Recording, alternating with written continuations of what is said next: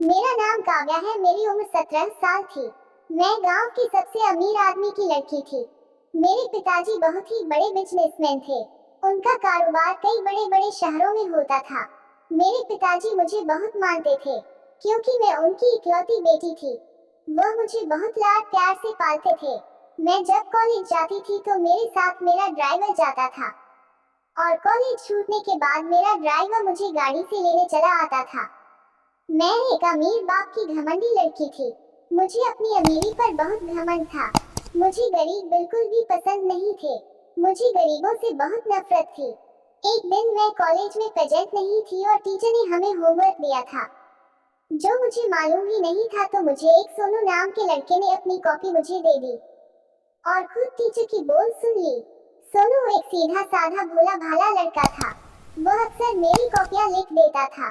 जब मुझे कॉलेज में कुछ खाना रहता था तो मैं सोनू से मंगा लेती थी। कॉलेज में एक दिन मैं अकेली बैठी थी तो सोनू मेरे पास आया और उसने मुझसे प्यार का इजहार कर दिया, जिससे मुझे बहुत गुस्सा आया। सोनू एक बहुत ही गरीब परिवार से था और मैं गांव की सबसे अमीर आदमी की लड़की थी। उसने कैसे ये सोच लिया? मैंने सोनू को एक जोरदार तमाचा मारा और उससे बहुत बदतमीजी से बात की। तो सोनू ने मुझसे कहा, एक दिन तुम भी मोहब्बत के लिए तरस जाओगी और फिर तुम्हारे आगे पीछे कोई नहीं होगा। इतना कहकर सोनू चला गया। मुझे उसकी बातों का कोई फर्क नहीं पड़ा। मैं तो अपने पैसों के घमंड में चूर थी। मेरे पिताजी जब घर आते थे तो कभी कभी उनके बिजनेस पार्टनर भी घर आते थे। और एक दिन प्रदीप अंकल ने मेरे पिताजी से कहा, आप बेटी की शादी क्यों नहीं कर देते और ऐसा दामाद रहे जो आपका बिजनेस भी संभाल ले, ताकि आपको भी कुछ आराम मिले। तो पिताजी ने हाँ में सिर हिला दिया और कहा, हाँ यार, मैं भी सोच रहा हूँ कि काव्या की शादी कोई अच्छा सा लड़का देखकर कर दूँ। कोई तुम्हारी नजर में होगा तो मुझे जरूर बताना। मेरे कॉलेज में एक लकी नाम का लड़का पढ़ता था जो कॉलेज में पढ़ने बुलेट से आता था और वह बहुत ही हैंडसम था। मेरी सहेली बता रही थी कि वह बहुत ही अमीर घराने का लड़का है। वह मुझे बराबर देखता रहता था। मैं भी उसे पसंद करने लगी थी। एक दिन मैं कैंटीन में बैठी हुई थी तो वह आकर मेरे बगल में बैठ गया और मुझसे अपने प्यार का इजहार करने लगा। मैंने भी अपने प्यार का इजहार कर दिया। इस तरह से हम दोनों में बहुत गहरा प्यार हो गया और मेरे पिताजी ने मेरी शादी पक्की कर दी। मैं बहुत परेशान हो गई क्योंकि मैं लकी से बेइंतहा मोहब्बत करने लगी थी।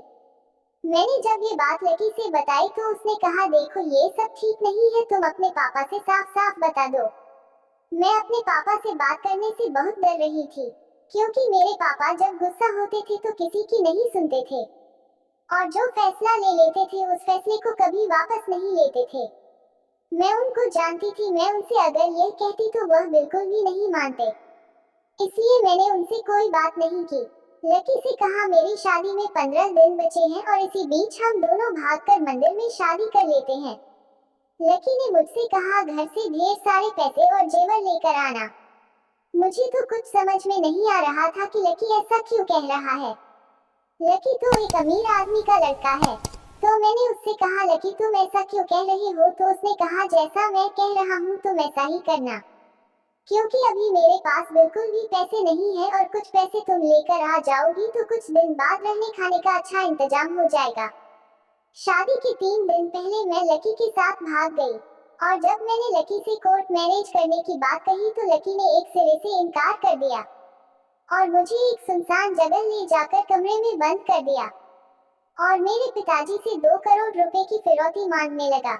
जब मैंने लकी से कहा, ऐसा तुम क्यों कर रहे हो, तुम तो मुझे प्यार करते हो, तो वह हंस रहा था और कह रहा था, तुम्हें याद है तुमने एक सोनू नाम के लड़के को तमाचा मारकर जलील किया था, ये कहकर कि तुम गरीब हो, मैं तुमसे प्यार नहीं करती।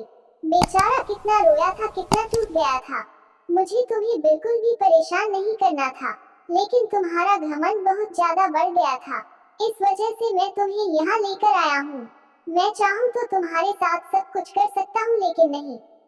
सोनू की माँ की तबीयत बहुत ज्यादा खराब है और मुझे उसका इलाज करवाना है और फिर सोनू को मुझे पढ़ाना भी है। वह एक अच्छा छात्र है। अब तेरा बाप जब 2 करोड़ रुपए ला कर देगा तब मैं तुझे आजाद कर दूंगा। दोस्तों, कहानी कैसी लगी कमेंट बॉक्स में जरूर बताएं और चैनल को सब्सक्राइब करना ना भूलें।